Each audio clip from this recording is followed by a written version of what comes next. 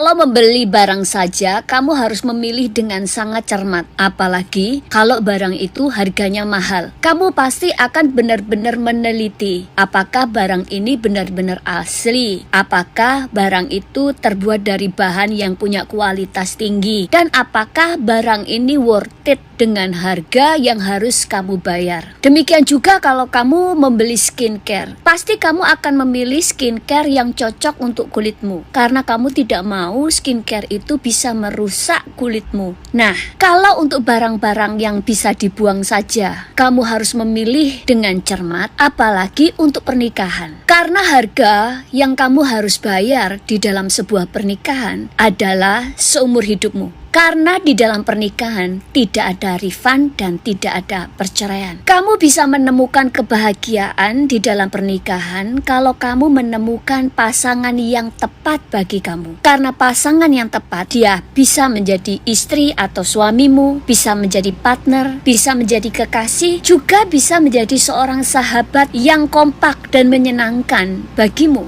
Sehingga pernikahanmu menjadi pernikahan yang sangat menyenangkan dan berbahagia. Kalau kamu menikahi pasangan yang tidak tepat, maka akan banyak air mata di dalam pernikahanmu, bahkan anak-anakmu bisa menjadi korban.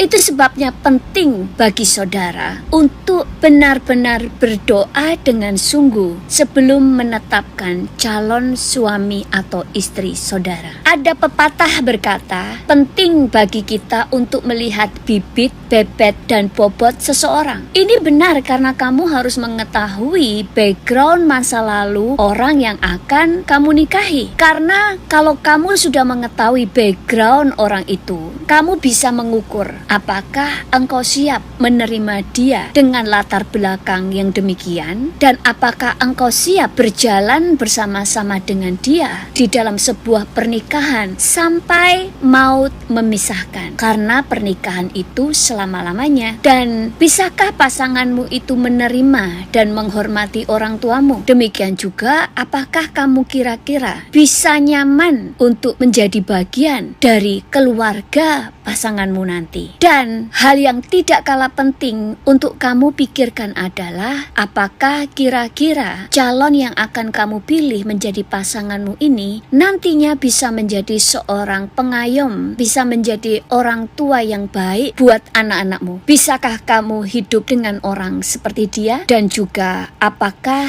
dia benar-benar laki-laki atau perempuan tulen? Karena saat ini ada banyak laki-laki dan perempuan jadi-jadian. Ada seorang pria yang punya hubungan dengan seorang wanita. Dia berkata wanita ini sangat cantik, sangat menarik, tetapi suatu saat baru diketahui bahwa perempuan itu ternyata adalah seorang laki-laki yang telah operasi plastik. Untungnya mereka belum menikah. Ada seorang istri yang menikah dengan seorang suami yang dia tidak tahu ternyata dia seorang gay. Setelah menikah, pernikahan mereka sangat dingin. Istrinya merasa hancur, merasa kurang cantik, kurang menarik, dan dia selalu merasa apa yang kurang dari diriku sehingga suamiku seakan-akan enggan untuk mendekatinya. Sehingga pernikahan mereka selalu penuh dengan konflik. Tetapi ternyata akarnya adalah karena suaminya seorang gay. Masalah bukan terletak pada istrinya yang kurang menarik atau kurang cantik, tetapi akar masalahnya adalah karena memang suaminya tidak pernah tertarik kepada seorang wanita walaupun istrinya sangat cantik dan sangat menarik. Itu sebabnya kita harus berdoa sungguh-sungguh sebelum menetapkan calon istri atau suami kita, karena dengan doa maka Tuhan akan menyingkapkan hal-hal yang rahasia yang kita tidak tahu. Karena ada banyak orang yang menikah hanya untuk menutupi siapa dirinya yang sebenarnya. Karena banyak orang yang menyembunyikan identitasnya sebelum menikah.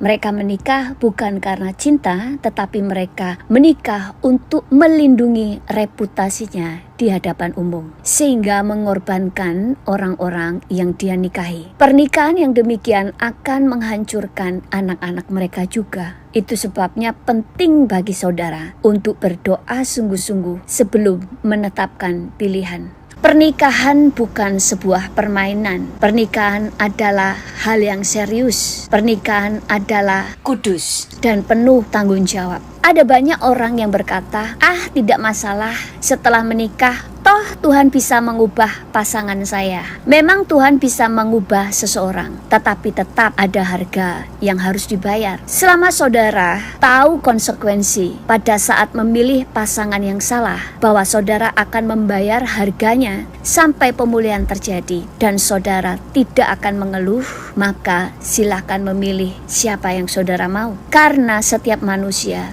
punya hak untuk memilih, asal sudah menghitung apakah saudara siap pada waktu menerima resikonya. Sehingga jangan terjadi setelah menikah baru berkata, gimana ya kalau tidak bercerai? Bukankah suamiku, istriku sifatnya buruk? Kenapa dari awal sebelum menikah saudara tidak meneliti dulu? Kalau saudara membeli barang yang mahal dan bisa dibuang saja, saudara harus meneliti benar-benar supaya saudara tidak mendapatkan kerugian, apalagi di dalam sebuah pernikahan. Tuhan Yesus memberkati.